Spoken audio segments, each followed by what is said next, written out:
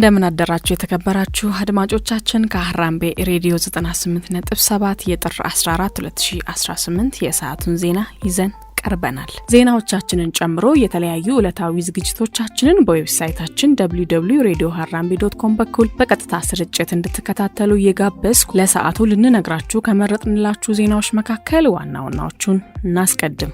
በአመት ከ12000 በላይ ታዳጊ ኢትዮጵያውያን በስደት ምክንያት በየመን ለውትድርና ምልመላ ይጋለጣሉ ስለመባሉ፣ በአላማጣ ከተማ 7ኛው ሀገራዊ ምርጫ እንዲካሄድ የአካባቢው ነዋሪዎች ስለመጠየቃቸው፣ የትግራይ ክልል ከፌደራል መንግስቱ በቂ ነዳጅ እየቀረበልኝ አይደለም ሲል ቅሬታ ስለማቅረቡ፣ በሶማሌ ክልል 3 ተቃዋሚ ፓርቲዎች አዲስ ጥምረት ስለመመስረታቸው ከሀገር ቤት፣ ፍርድ ቤቱ በፓትሪስ ሉሙምባ ግድያ ዳግም ምርመራ መጀመሩን ስለማስታወቁ ከአፍሪካ፣ ፕሬዝዳንት ትራምፕ ግሪንላንድን የመቆጣጠር ጉዳይ ላይ ወደ ኋላ አንመለስም ሲሉ ስለመናገራቸው ከዓለም አቀፍ፣ እነዚህንና ሌሎች ከሀገር ቤት ከአህጉርና ከዓለም አቀፍ የተውጣጡ ዜናዎችን የሀገር ቤቱን በማስቀደም ትንሳኤ አበበ አስደምጣችኋለሁ።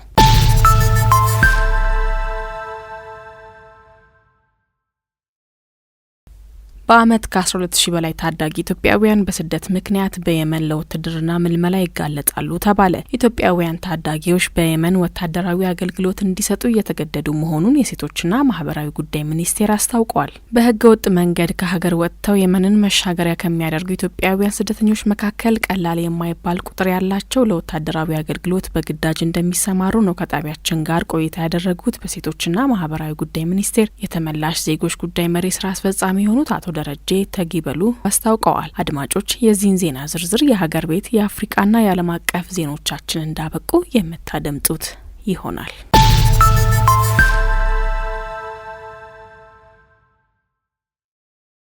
በአላማጣ ከተማ 7ኛው ሀገራዊ ምርጫ እንዲካሄድ የአካባቢው ነዋሪዎች ጠየቁ። በመጪው ግንቦት 24 ቀን 2018 ይካሄዳል ተብሎ የሚጠበቀው 7ኛው ሀገራዊ ምርጫ በአላማጣ ከተማ ጭምር እንዲካሄድ የከተማ ነዋሪዎች ጥያቄ አቅርበዋል። በአማራ ክልልና በትግራይ መሀል የማንነት ጥያቄ በሚነሳበት የራያ አላማጣ አስተዳደር 6ኛው ሀገራዊ ምርጫ እንዳልተደረገ ነዋሪዎች ገልጸዋል። ነዋሪዎቹ በግንቦት የሚካሄደው 7ኛው ሀገር አቀፍ ምርጫ ግን ሊካሄድ እንደሚገባ ማስገንዝበዋል። በ6ኛው ሀገራዊ ምርጫ የሚወክላቸውን አስተዳደር ሳይመርጡ በመቆየታቸው ፖለቲካዊና አስተዳደራዊ ችግሮች እንደደረሰባቸው የሚገልጹት ነዋሪዎቹ በ7ኛው ሀገራዊ ምርጫ በራያ አላማጣ እንዲካሄድና የፈለግነውን አስተዳደር እንድንመርጥ መደረግ አለበትም ሲሉ ጠይቀዋል። በከተማዋ ትምህርትን ጨምሮ ሌሎች ማህበራዊ እንቅስቃሴዎች ሙሉ በሙሉ በሚባል ደረጃ መቋረጡን የተናገሩት ነዋሪዎቹ የዘንድሮውን የከተራና የጥምቀት በዓላት አለማክበራቸውንም ለዜና አውታሩ ገልጸዋል። በአማራ ክልል በኩል ተዋቅሮ የነበረው የራያ አላማጣ አስተዳደር በአሁኑ ወቅት ከተማዋ በዋናነት በኮማንድ ፖስት ስር ያለች ሲሆን ነዋሪዎቹ እንደሚገልጹት ግን የህወሓት ታጣቂዎች በከተማዋ በስፋት እንደሚንቀሳቀሱ ነው። ዘገባው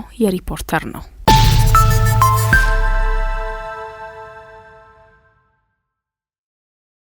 የትግራይ ክልል ከፌደራል መንግስቱ በቂ ነዳጅ እየቀረበልኝ አይደለም ሲል ቅሬታ አቀረበ። ለትግራይ ክልል ከጦርነቱ በፊት የሚያስፈልገው የነዳጅ መጠን በአግባቡ ሲላክ እንደነበረና አሁን ግን ከጊዜ ወደ ጊዜ እየቀነሰ መምጣቱን የክልሉ የንግድና ኤክስፖርት ኤጀንሲ አስታውቋል። የክልሉ የንግድና ኤክስፖርት ኤጀንሲ የህዝብ ግንኙነት ዳይሬክተር አቶ ተክልሽ ገብረ ህይወት ከዚህ በፊት በወር 15 ሚሊዮን ሊትር ነዳጅ ሲላክ እንደነበረና በአሁኑ ወቅት የሚላከው ግን በወር 850 ሺህ ሊትር ነዳጅ መሆኑን ገልጸዋል። በዚህም ክልሉ መቸገሩ ና የህዝቡ እንቅስቃሴ መስተጓጎሉን ገልጸው ያለውን ነዳጅ አንገብጋቢ ለሆኑ እንደ ጤና ተቋማት ለመሳሰሉት ተቋማት በማከፋፈል እንደሚጠቀሙና ችግሩ አሳሳቢ እንደሆነ ተናግረዋል። ዳይሬክተሩ አክለውም ማህበረሰቡ የሚያስፈልገው 93% ነዳጅ ለማግኘት የሚሞክረው ከጥቁር ገበያ ነው ሲሉም ገልጸዋል። መንግስት ለህዝቡ የሚያስፈልገውን ነዳጅ ማቅረብ ካልቻለ ህጋዊ ባልሆነ መንገድ የሚቀርበውን ነዳጅ መቆጣጠር እንደማይቻልም አሳስበዋል። ጉዳዩን በማስመልከት ሪፖርተር ምላሽ እንዲሰጡበት የንግድና ቀጠናዊ ትስስር ሚኒስቴር የነዳጅና ኢነርጂ ባለስልጣን ተቋማት የስራ ኃላፊዎችን ለማግኘት ያደረጉት ተደጋጋሚ ሙከራ ሳይሳካ ቀርቷል ብሏል። ጣቢያችንም በዚህ ጉዳይ ከፌዴራል ንግድና ቀጠናዊ ትስስር ሚኒስቴር እንዲሁም ከመንግስት ኮሚኒኬሽን ተጨማሪ ማብራሪያ ለማግኘት ያደረገው የስልክ ሙከራ ምላሽ ሳያገኝ ቀርቷል። ምላሹን እንዳገኘን መልሰን የምንነግራችሁ ይሆናል።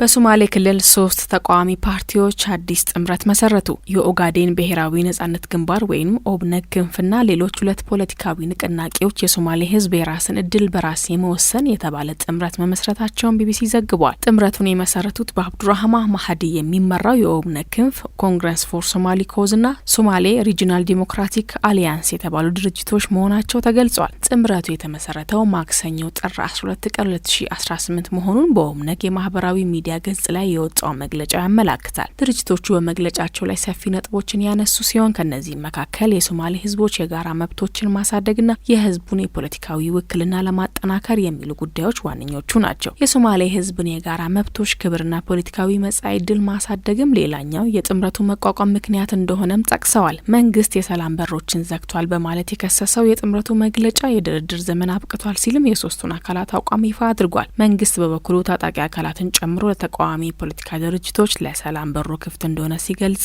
ይደመጣል።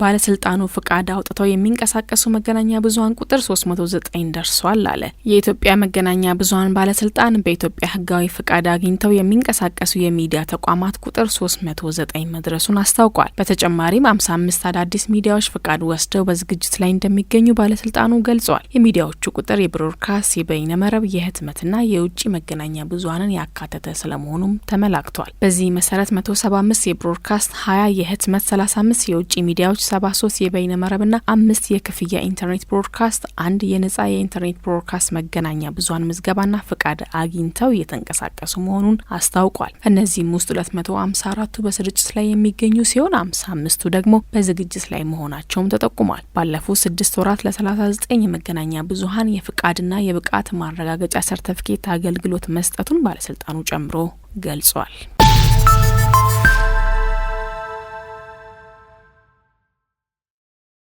አድማጮቻችን ዜናዎቹን እያደመጣችሁ የምትገኙት ከሀራምቤ ሬዲዮ 98.7 ነው። አሁን ደግሞ ከአህጉራችን አፍሪካ ወደ ያዝናቸው ዜናዎች እናልፋለን። ሶማሊያና ደቡብ አፍሪካ በደህንነትና ቀጠናዊ ማረጋጋት ዙሪያ መወያየታቸው ተገለጸ። የሶማሊያ ፕሬዝዳንት ሀሰን ሼክ መሐመድ ከደቡብ አፍሪካው ፕሬዝዳንት ሲሪል ራማፎሳ ጋር የሁለቱን ሀገራት ግንኙነት ለማጠናከር እንዲሁም ከሰላምና ደህንነት ጉዳዮች ላይ በተገናኘ በስልክ መወያየታቸው ተገልጿል። ውይይቱ ዋና ዋና ቀጠናዊና አህጉራዊ ጉዳዮችን የዳሰሰ ነበር የተባለ ሲሆን ሁለቱ መሪዎች ለአፍሪካዊ አንድነትና ለጋራ ብልጽግና ያላቸውን ቁርጠኝነት በድጋሚ ማረጋገጣቸውን የሶማሊያ መንግስት የዜና ወኪል ሶና በዘገባው አመላክቷል። በቅርቡ ሶማሊያ ከተባበሩት አረብ ኤሚሬትስ ጋር የነበራትን ሁሉንም የጸጥታና የመከላከያ ስምምነቶች በይፋ ካቋረጠች ከጥቂት ቀናት በኋላ ከኳታር ጋር የመከላከያ ትብብር ስምምነት መፈራረሟ ይታወሳል። ይህም ሶማሊያ ከተለያዩ ሀገራት ጋር ያላትን ዲፕሎማሲያዊ ግንኙነት እያጠናከረች መሆኗን ከሚጠቁሙ ዘገባዎች መካከል አንዱ ነው ተብሎለታል።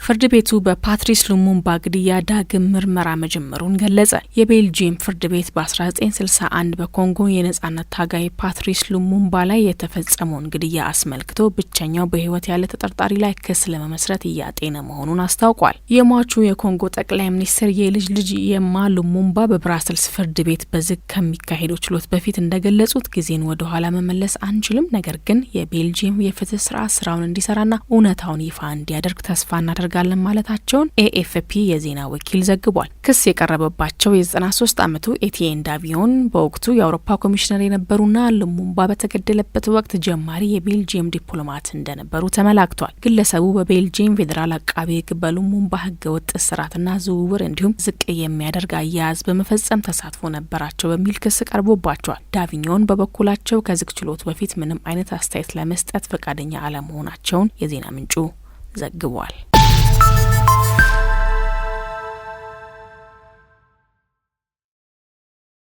ወደ ዓለም አቀፍ ዜና ስናልፍ ፕሬዚዳንት ትራምፕ ግሪንላንድን የመቆጣጠር ጉዳይ ላይ ወደ ኋላ አንመለስም ሲሉ ተናገሩ። የአሜሪካው ፕሬዚዳንት ዶናልድ ትራምፕ ግሪንላንድን በአሜሪካ ቁጥጥር ስር ማስገባት ወሳኝ ጉዳይ እንደሆነና ይህንን አቋማቸውን በተመለከተ ወደ ኋላ መመለስ እንደሌለ ለጋዜጠኞች ተናግረዋል። ዋይት ሀውስ ውስጥ በተሰጠው ጋዜጣዊ መግለጫ ላይ ግሪንላንድን በተመለከተ ስራዎች በጥሩ ሁኔታ እየተካሄዱ መሆናቸውን የገለጹት ትራምፕ ውጤቱን በቅርቡ ታዩታላችሁ ሲሉም ተደምጠዋል። በግሪንላንድ ምክንያት ከኔቶ ጋር ያላቸውን ግንኙነት የሚያቋርጡበት ሁኔታ ይኖር እንደሆነ በቢቢሲ የተጠየቁት ትራምፕ በሁሉም መንገድ ለኔቶ የኔን ያህል እየሰራ የለም በማለት ተናግረዋል። ግሪንላንድን የተመለከተው ውሳኔያቸው እንዳውም ለዓለም ደህንነት ስለሚፈለግ ኔቶም ሆነ እኔ ደስተኞች እንሆናለን ሲሉም ገልጸዋል። በሌላ በኩል የግሪንላንድ የኢንዱስትሪና የተፈጥሮ ሀብት ሚኒስቴር ናጃ ናታኒኤልሰን ለቢቢሲ እንደተናገሩት ግሪንላንዳውያን በትራምፕ ፍላጎት ግራ መጋባታቸውን በመግለጽ አሜሪካዊ መሆን እንደማንፈልግ በደንብ ግልጽ አድርገናል ሲሉም ጠንከር ያለ ምላሽ ሰጥተዋል።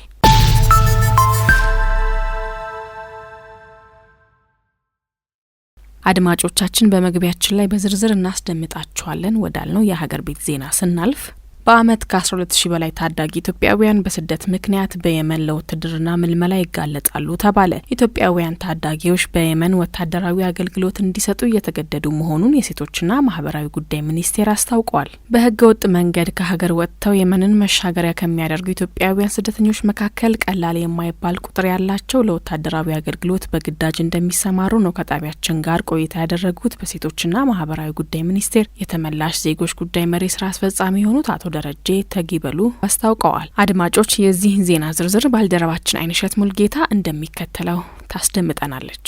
በአመት ከ12,000 በላይ ታዳጊ ኢትዮጵያውያን በስደት ምክንያት በየመን ለውትድርና ምልመላ ይዳረጋሉ ተባለ። ኢትዮጵያውያን ታዳጊዎች በየመን ወታደራዊ አገልግሎት እንዲሰጡ እየተገደዱ መሆኑን የሴቶችና ማህበራዊ ጉዳይ ሚኒስቴር አስታውቋል። በህገወጥ መንገድ ከሀገር ወጥተው የመንን መሸጋገሪያ ከሚያደርጉ ኢትዮጵያውያን ስደተኞች መካከል ቀላል የማይባሉ ቁጥር ያላቸው ለወታደራዊ አገልግሎት በግዳጅ እንደሚሰማሩ ከጣቢያችን ጋር ቆይታ ያደረጉት በሴቶችና ማህበራዊ ጉዳይ ሚኒስቴር ህገወጥ የሰዎች ዝውውር መከላከልና የተመላሽ ዜጎች ጉዳይ መሪ ስራ አስፈጻሚ የሆኑት አቶ ደረጀ ተጊበሉ አስታውቀዋል። ከ14 ዓመታቸው ጀምሮ የሚሰደዱ ታዳጊዎች ቁጥር ከእለት ወደ እለት እየጨመረ ይገኛል ያሉት በሴቶችና ማህበራዊ ጉዳይ ሚኒስቴር ህገወጥ የሰዎች ዝውውር መከላከልና የተመላሽ ዜጎች ጉዳይ መሪ ስራ አስፈጻሚ የሆኑት አቶ ደረጀ እነዚህ ታዳጊዎች በሀገሪቱ ለሽብር ድርጊትና ለውትድርና ምልመላ እንደሚዳረጉ ለጣቢያችን በሰጡት ቃል ገልጸዋል። ከ14 ዓመት ጀምሮ ኢትዮጵያኖች ይፈልሳሉ። በርካታ ህጻናት ይወጣሉ። ቦርደርን ለምሳሌ በምስራቅ ሐረርጌ በኩል ምስራቅ ሐረርጌ ምዕራብ ሐረርጌ በኩል የድሮ ባቡር መስመሮች ሁሉ የሚሰሩበት ሁኔታ አለ። እዛ ላይ ተንጠልጥለው እንዲሁ በአጋጣሚ የሚወጡ አሉ። ዝም ብሎ ሳያውቁት የት እንደሚሄዱ በአፋር በኩል የሚወጡ አሉ። በድሬዳዋ አድርገው የሚወጡ አሉ። አሁን ጅቡቲ ላይ ከ15,000 በላይ ህጻናት ጎዳና ላይ ያሉ ኢትዮጵያውያን ህጻናት እንደዚህ ሄደው ግን መሀል ላይ ቀሩ ማለት ነው። እዛ ጅቡቲ ውስጥ እንደዚህ ይቀሩ። እንደገና ደግሞ ከየመን ላይ እንደዚህ በርካታ አቋርጠው ከገቡ በኋላ ደግሞ እዛ የመን ውስጥ የተያዙ ህጻናት አሉ። እነኚህ ለአሸባሪዎችነት ምልመላ የሚመለምሏቸው ናቸው። ግማሾቹ ለውትድርና ይፈልምሏቸዋል። በተጨማሪም አሁን ላይ ለስደት ወጥተው ሳይሳካላቸው በዚያው የቀሩ ከ15,000 በላይ ታዳጊ ኢትዮጵያውያን በጅቡቲ የተለያዩ አካባቢዎች ጎዳና ላይ ይገኛሉ ብለዋል። በሌላ በኩል እነዚህ ህጻናት ላይ በርካታ የወንጀል ድርጊቶች ይፈጸሙባቸዋል ያሉት አቶ ደረጀ ከጾታዊ ጥቃት ባሻገር የአካል ማጉደል ድርጊቶች ሰለባ እንደሚሆኑም ነግረውናል። ከሰውነታቸው ክፍል ውስጥ መሰረቅ እነዚህ አይነት ሴክሹዋል አቢዩዝ ይደረጋሉ። ወንዶቹም ህጻናቶች ሴቶቹ እና ለከፍተኛ ውስብስብ የሆነ ችግር ውስጥ ያስገባቸዋል ህጻናት ሲሆኑና እነኚህ አይነት ህጻናትን ቶሎ ማምጣት መድረስ ያስፈልጋል። ለእነዚህ ህጻናት መድረስና እንዲመለሱ ማድረግ ያስፈልጋል ያሉት ስራ አስፈጻሚው መንግስት ከዓለም አቀፍ የስደተኞች ድርጅት ጋር በመተባበር ከ10,000 በላይ ህጻናትን ከሳውዲ ማስመለሱን ገልጸው ይህ ተግባር በተመሳሳይ በየመንና ጅቡቲ በስቃይ ውስጥ ይገኛሉ ላሏቸው ታዳጊ ህጻናትም እንዲደረግ አሳስበዋል። በኑሮ ጫናና በሀገሪቱ ባለው የጸጥታ ችግር ሳቢያ መደበኛ ባልሆነ መንገድ ከሀገር የሚሰደዱ ዜጎች ቁጥር አሳሳቢ ደረጃ ላይ ደርሷል ያሉት አቶ ደረጀ ችግሩን ለመቅረፍ ሚኒስቴር መስሪያ ቤታቸው የግንዛቤ ማስጨበጫ ስራዎችን ለማህበረሰቡ በመስጠት ላይ ቢሆንም የችግሩ አሳሳቢነት ግን ቀጥሏል ብለዋል። በሌላ በኩል ህገወጥ ደላሎችን በህግ የማስጠየቅ ስራ የመንግስት የጸጥታ ኃይሎችን ጨምሮ ከሁሉም ባለድርሻ አካላት ሰፊ ስራ ይጠበቃልም ብለዋል። ከተለያዩ ሀገራት የመጡ ከ1 ሚሊዮን በላይ ስደተኞች ኢትዮጵያ ውስጥ እንደሚገኙም ያገኘነው መረጃ ያመለክታል። ጣቢያችን በጉዳዩ ላይ የውጭ ጉዳይ ሚኒስቴር መስሪያ ቤትን ማብራሪያ ለማግኘት ወደ ቃል አቀባዩ አምባሳደር ነቢያት ጌታቸው የእጅ ስልክ ያደረግነው ተደጋጋሚ ሙከራ ምላሽ ሳያገኝ ቀርቷል። ምላሹን እንዳገኘን መልሰን የምናጋራችሁ ይሆናል።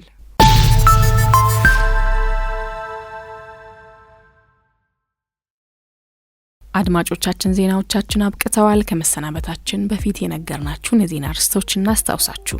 በአመት ከ12,000 በላይ ታዳጊ ኢትዮጵያውያን በስደት ምክንያት በየመን ለውትድርና ምልመላ ይጋለጣሉ ስለመባሉ፣ በአላማጣ ከተማ 7ኛው ሀገራዊ ምርጫ እንዲካሄድ የአካባቢው ነዋሪዎች ስለመጠየቃቸው፣ የትግራይ ክልል ከፌዴራል መንግስቱ በቂ ነዳጅ እየቀረበልኝ አይደለም ሲል ቅሬታ ስለማቅረቡ፣ በሶማሌ ክልል 3 ተቃዋሚ ፓርቲዎች አዲስ ጥምረት ስለመመስረታቸው ከሀገር ቤት፣ ሶማሊያና ደቡብ አፍሪካ በደህንነትና ቀጠናዊ መረጋጋት ዙሪያ መወያየታቸው ስለመገለጹ፣ ፍርድ ቤቱ በፓትሪስ ሉሙምባ ግድያ ዳግም ምርመራ መጀመሩን ስለማስታወቁ ከአፍሪካ፣ ፕሬዝዳንት ትራምፕ ግሪንላንድን የመቆጣጠር ጉዳይ ላይ ወደ ኋላ አንመለስም ሲሉ ስለመናገራቸው ከዓለም አቀፍ። አድማጮች ለሰዓቱ ያዝናቸው ዜናዎች እነዚህን ይመስሉ ነበር። ዜናዎቻችንን ጨምሮ የተለያዩ ዕለታዊ ዝግጅቶቻችንን በዌብሳይታችን www.radioharambe.com በኩል በቀጥታ ስርጭት እንድትከታተሉ እየጋበዝኩ እኔ ከወዲሁ እሰናበታለሁ። ከቀሪ ሃራምቤ ሬዲዮ ዝግጅቶች ጋር መልካም ጊዜ ይሆንላችሁ።